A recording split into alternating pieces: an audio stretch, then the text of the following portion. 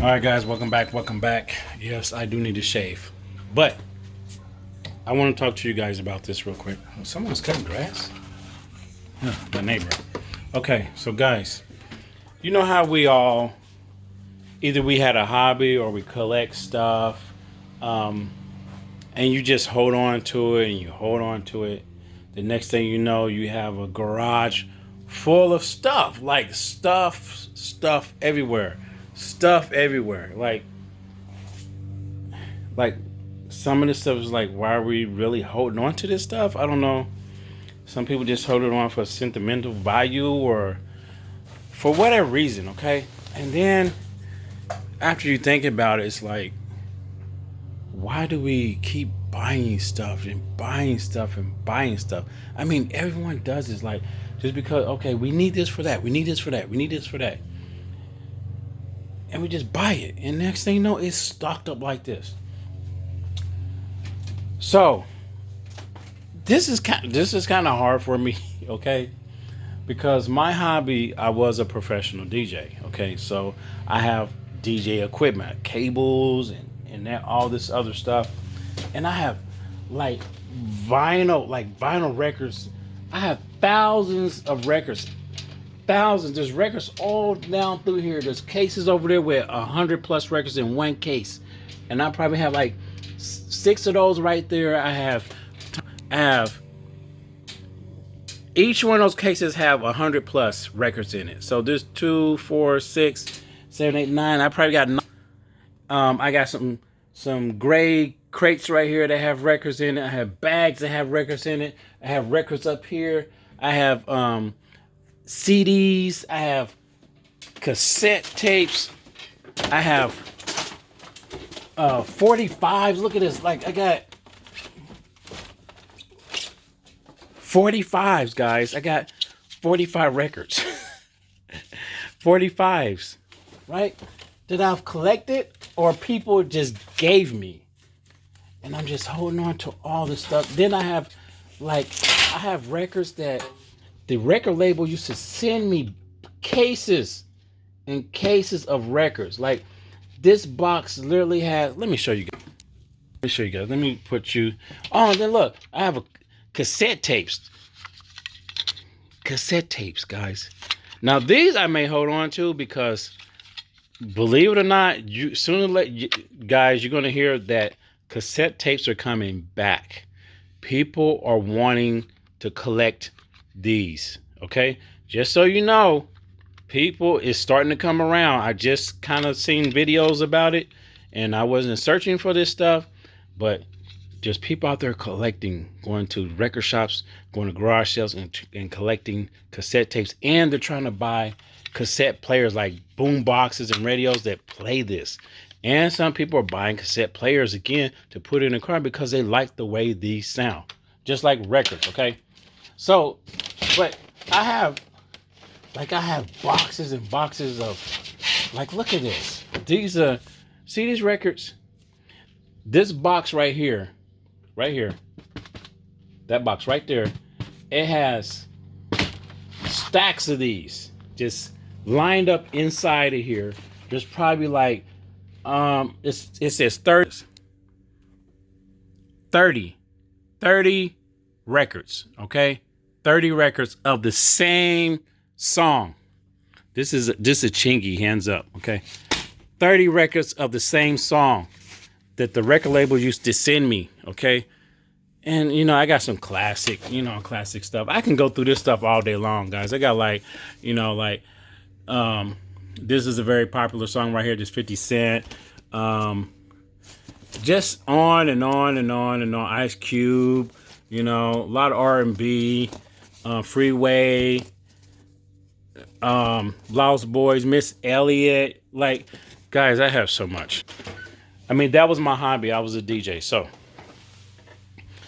I'm at the point where a lot of DJs just hold on to that stuff for the just in case, or just to show that you have it, or anytime someone wants to like collect records, then they can trade. And then there's some people out there that don't even know the basics of DJing. Like, they don't know they don't know how to play records. They don't know how to mix with records because everything has become digital, and that's all they know. They can only DJ with a controller and a MP3 in files. Like if you was to ask someone like that to go, hey, take these records, I want you to mix and blend with this. They have no clue. Okay, they won't have no clue. But anyway, so I'm going to show you this. And I didn't really want to come to this, but I think I'm at the point where I need to just sell this stuff, right? And get rid of it. There are some records that I will keep. Okay, there are some classic ones in there, like the whole albums of stuff, like whole albums of Prince, Michael Jackson, and it goes on and on. Elvis Presley, Temptations, Tupac, Biggie, like that stuff you got to keep, right? So, but the equipment that I needed to play the records on, and a lot of people don't have these, and these are coming back too. Turntables are coming back. So I have like my original pair of Technique 1200s, okay, which are very durable. They're top quality turntables, right? They're not no knockoff.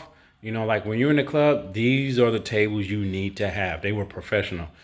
So I'm at the point where like I'm gonna have to sell this. Like at some point, I'm gonna have to sell it. If the price is right, I'm going to sell it. Okay. If someone comes to me with the right price, I'm just going to sell it. Okay. And of course, I'm gonna price it high because of the value it has for me. But let's go in here. And my son's playing Oculus right there. Here they are. Here are my Technique 1200s, right? And they do work. Let me zoom in. It has the on and off button. I think my son popped this off this does come off. So on and off, there's a light in here that works to shine on here. And you can kind of see how fast it's going. It has the pitch control here. Of course, the order for needles. And, all this stuff works. The light right here pops up that works. It shines on here. And it's 33 and 45. Start and stop. This is a Tech 12 SL 1200 K2. I'm sorry, K2. So that's what this one is. This one's a little different. This one has a reset button right here that it resets it to 0 every time. Okay, so you can just hit that. This is a SL 1200M 3D. Okay, because it has that button. Okay, versus this one, you have to slide it back to 0 to get it on 0. And these are very, very heavy, guys. Okay, a lot of people want turntables again. Excuse me, my son's over there playing, but I'm willing to get rid of this for the right price. Okay, so I'm letting you guys know first. If you know anyone that wants to buy this, contact me, okay? Because I'm going to sell it. I need to sell it. I really don't want to, but, oh, man. Everything has a price. Everything has a price. And I would hate to let these go. I made a lot of money with this. I did a lot of parties with this. And these are the best. These are the best. And the cases can go. This is very old. I don't know if anyone wants that, but just all this can go, okay? And my wife just recently bought this speaker, this powered Mackie speaker, so I can play with this stuff a little bit. But if I sell this, I'm probably just going to get me like a little controller. And let me close this door so he can see he's in there playing. I'm just going to get me a controller because this is the thing. When DJs used to get ready for a party, we would have to either the weekend we would go to the record shop, hunt down the newest records that came out, anything new that's on a shelf, we will buy it, right? Or the record labels would send us new artists to try to break them in the club. So like for example, when Drake first came out, they sent me a lot of Drake music on CD and on vinyl. And I listened to it, and this is the funny thing, right? I listened to it, and I was like, who's this guy? Like, his picture was on the front. I'm like, I'm listening, I'm like, it was way different. It was a different vibe. And I'm like, no, this is not gonna work. And I put the records to the side. I still have those records, and it said promotion. It said promotional only, not for resale. It said promo only. It's a promo record of when Drake first came out, and it's in the garage somewhere. And I threw that stuff to the side. And next thing you know, he became one of the biggest rappers around, right? Um, that and there was another song. I don't know. I'm not gonna go too deep into it because I can keep on going. But anyway, it was our job to break artists in the club as a DJ. So we were given that music to play, along with buying the records in the store. But make a long story short, we would have to build a crate, like bring at least 100 songs. Like every DJ, sometimes some clubs would have like two DJs. They would kind of trade off. So this DJ have his own vibe. This DJ has his own vibe, and we will bring all these records. All the hot records will be in that crate, and that's what we would play. Then we have like another crate, maybe just have mainly like R&B. Have another record that has like alternative or rock or reggae. We have it like sectioned off, so we could be bringing like some DJ will bring like 5 crates of records, and each is like a milk crate of records. It could be like, I don't know, 40, 50 records in one crate.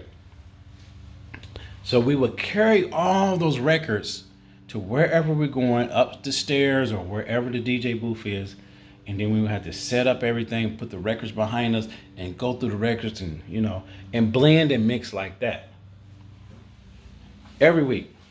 Now, since the technology came around with MP3, everything's on a hard drive. You can get thousands and thousands and thousands of songs on a thumb drive or a external terabyte hard drive. You can have thousands of songs versus taking about 300 records to the club. So it made it easier. Like, I'm just carrying this. And I'm gonna tell you this quick story. I remember a DJ. There was a DJ here. His name was DJ Paul Bunyan. I remember when he first came on the scene, and one guy said, "This is gonna be the hottest DJ in the city." And that guy ended up actually being hired by the radio station. He worked at the radio station, but me and him knew each other pretty well. And I remember him, like, we were at a club, and every DJ like would take turns throughout the night. And every DJ would have like a record bag, and he came and he sat down next to me. He said, "I'm going to show you something, and this is the next technology of DJing." I'm like, "What?" And he pulled out 2 records. I wish I could show you. I wish I had the records to show you, but he pulled out. Do I have it in there? I don't know. But he pulled out 2 records, right? And these records it was called Serato. He pulled out 2 Serato records, and these records have like a digital code on it that only the computer can read, right? So he said, I'm going to do the whole night with just these 2 records. I was like, what? Like, how's that? He said, I'm going to show you. So when he got up, he hooked up his computer to his turntables, and he put those 2 records on. And when the program came up, it looks just like 2 turntables, one on this side, one on this side on the computer screen. And he was like dragging and dropping the files to whatever side of the turntable he wanted. And and then every time he manipulated the record, it will move on the screen. Like, it will scratch or move or go back or spin back. And wherever he dropped the needle, it will go to that part of the song. And he mixed the whole night with just 2 records, like the 2 records, but he played thousands of songs. He played, I don't know, probably 100 songs, right? Just with those 2 records. I was like, oh my God. Like, this was just the turning point of when DJs were switching out of the regular vinyl to digital. Okay, at that point there was no DJ controller, right? It was only you only had a turntable, and then the laptop. It came with the laptop, and then you hook it up with this little box to the turntables, and it would read. It would did some kind of reading, right? So, okay, I had to come outside because my sound was getting too loud in there. But anyway, what was I saying? Yeah, but DJs went to that, right? Everyone started going over to the digital age, and the DJs didn't need to carry thousands of records anymore. Everything's changed. It's like, and I remember another DJ said, it was another DJ that his name was Top Speed. He would give me records also. And then I said, "Are you gonna go to the Serato thing?" He's like, "No, I'm not gonna do that. I'm not gonna do." He swore up and down he wasn't gonna do that because he was a battle DJ, right? He could scratch and all this stuff really good. And he said, "No, I'm not gonna go do that." And then after time went on, he came back to me and we were talking again. I said, "So are you switching over to the Serato?" He said, "Man, I may have to switch out because they're killing boys out here with that." He's like, "I can't keep up. They're mixing and blending so fast, like I can't keep up." So he ended up switching. So as technology advances, like if you don't change, you're going to get left behind because the technology is making things faster and easier. And this is why you see a lot of DJs that are new to the game. They're young, they're from all ages, and it's so easy for anyone to be a DJ. Like, it depends on what level you're trying to be, a mixed DJ or just playing music. Anyone can do it now, like on your laptop or tablet, like anybody. It's not an art no more. Like, DJing is kind of lost in that sense. But as far as if there's any DJs that mix with vinyl, like when it comes to that, it's different. Like, you can't compete with a DJ that mix with vinyl. Like, no one can switch from digital to vinyl if they have never been on vinyl. Like, you can't. But a DJ that was on vinyl, and if they can get over to the digital part of it, is a very easy transition, and they can probably do just as good. But that's it, guys. So I'm at the point where I have to sell this stuff. I don't know. It's hard. It's very hard. But you guys are the first to know, and I don't know if you know anyone that wants it. Just contact me and let me know, and that's it. I need to charge my phone. I need to go look at the stock market, the after hours, and do some things. And see you guys in the next one. All right. Take care. Peace.